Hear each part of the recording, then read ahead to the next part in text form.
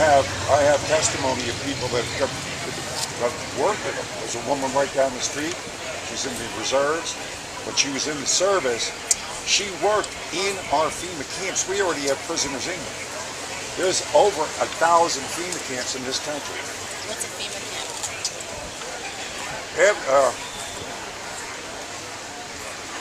A FEMA camp is basically a concentration camp. It's a converted army, usually an army camp. You know. The people are placed there on what basis? Mostly political. The Jews were killed not because of political reasons, they were killed because of their religion, because they were Jews. Yeah. There's a difference. Yeah, well, again, it doesn't make a difference. The idea now is to get rid of all of us, and that's picking on a specific, ethnic group. Understand that the powers that be are at a point that Eisenhower warned us about with the technotronic elite and his farewell speech, the military-industrial complex taking over, and in the speech that Kennedy killed, that's what it's called, where he names the shadow government, which was brought up in the FBI leaks in WikiLeaks just recently, that the shadow government, the FBI even called them the shadow government, that took over the email case. They called them the 7th floor group, the shadow government, that took it over. John Kerry and the Secretary of State was there, a few other people. So these things exist, but the powers that be that truly run our government, because basically this whole election is supposed to be against Bush and Clinton. Yeah, because they're both part of the same club. It wouldn't make any difference who got elected. Trump wasn't supposed to be there. So the powers that be are done with us. They now want to form the worldwide technotronic tyranny that we've been planning for probably 100 years. And what they're going to do is start doing is killing all of us. I mean, once the economies crash, they already have control of the food system. They have the continuity of government plans in place. They were in place since the end of the World War, and they were accelerated after 9/11. So we've been on an emergency war act since then. So we never left it. Any national emergency, anything that the president deems a national emergency, automatically throws in the continuity of government, and martial law is declared, and they start the worldwide. They want to start killing us in earnest now because they don't need us anymore. What would they gain? What's their gain? Power. But if everybody's dead, then who's going to do the work for them? The robots and the machines and the computers. I mean, they're already talking about driverless cars in 7 years.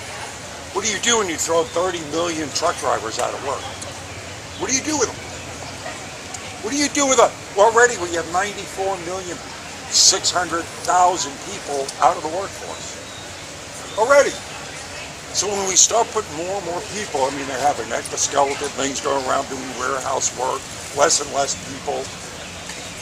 So as more machines and robotics, I mean, this is it. It's called, turning men into monsters.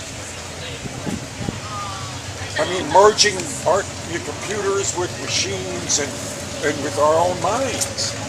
Trying to make Superman. This stuff isn't science fiction. They're putting trillions of dollars in it. You think all these trillions of dollars that keep on going missing? I mean, it was about a month ago, a report came out that $6.5 trillion is missing from the Pentagon budget. That wasn't even big news. So where did it go? And once they get that in place, which they have, and then they go ahead with these North American Union, the TPP, and all these trade agreements, these union blocks, right? They're bigger and bigger. It's all about putting the building blocks in for the one world technotronic government. Once they get into place, they start killing us in earnest. They put us in FEMA camps. They're already poisoning us with GMO foods, poisoning the vaccines, the chemtrails. So on top of their old-fashioned ways of starvation and war keeping us in check, they now have all these great new technologies to kill us. So they're going to start killing us in earnest once the economy collapses. Because then you're going to have people on the street, you're going to round them up. Don't worry about it, folks. We'll feed you in these feeding camps. Because it'll be like the Roach Motels. Come on in, folks.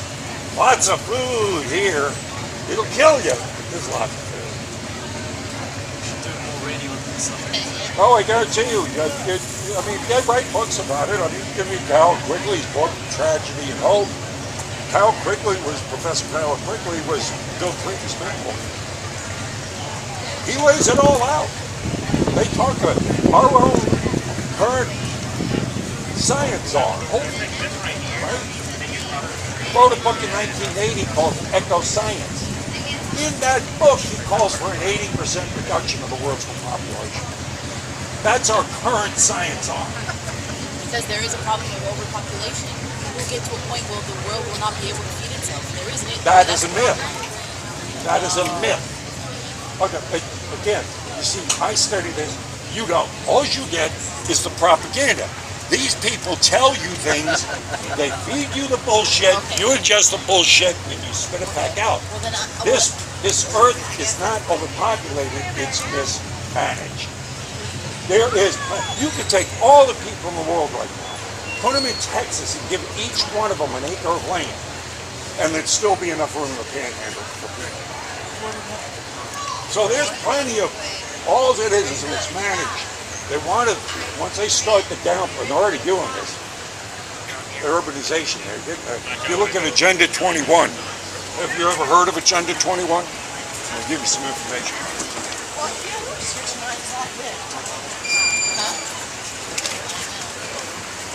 It's now morphed into Agenda 2030. They've upped the plans. Go look at Agenda 21.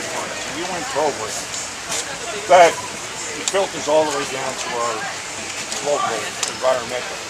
It's called, once you become a local politician, you automatically become a member of this UN charter called the ICLEI, the International Committee on Local Environmental Issues.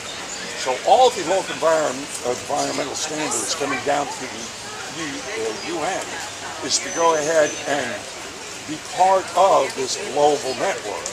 Because what they have to do, they have to have a boogeyman. They have to have a world tax to have a world government. So they use carbon tax. What do we all do? We all produce carbon. So we all become taxable. That gives them the basis to form their one world government. Then they start moving us out in Agenda 21 of these rural areas and put us in city-states. They want to go back to feudalism.